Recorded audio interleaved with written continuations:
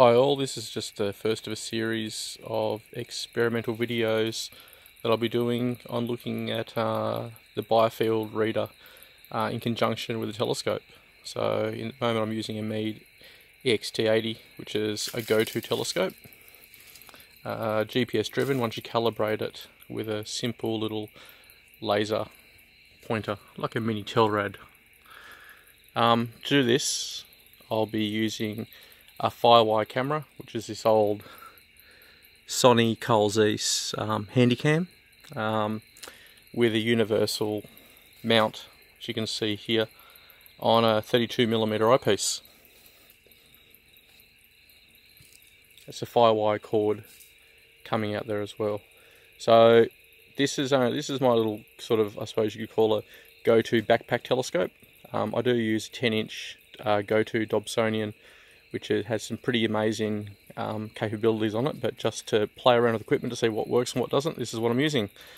So at the moment it's just looking at the treetops up over there somewhere.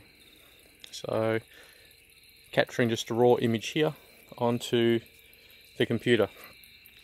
So this is the Biofield Reader, which just runs on an old XP laptop that I have, that has the Firewire cord running in to the side here. Let's have a look at the keyboard there,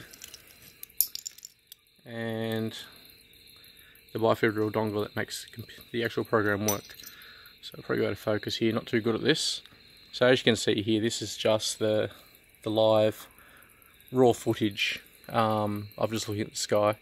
So simple, when I just press up here to apply the filter, it just applies the Biofield filter, which is basically a digital prism.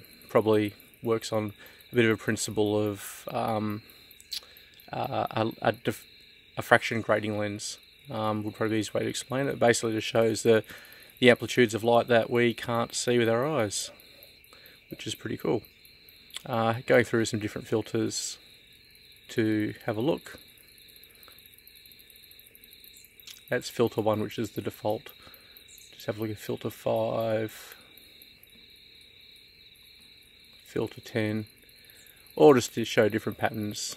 With this I'm not really looking for anything in particular, just different light patterns and intensities of light, I guess, that our eyes just can't perceive. Interested in looking at the moon's light field as well as the stars, particularly Sirius and the Orion Nebula, just to see what we see.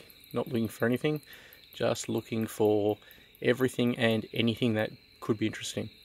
So this is just a demonstration on just the basic setup that I use. I'll try it tonight. With a bit of luck I'll capture some footage and see how we go.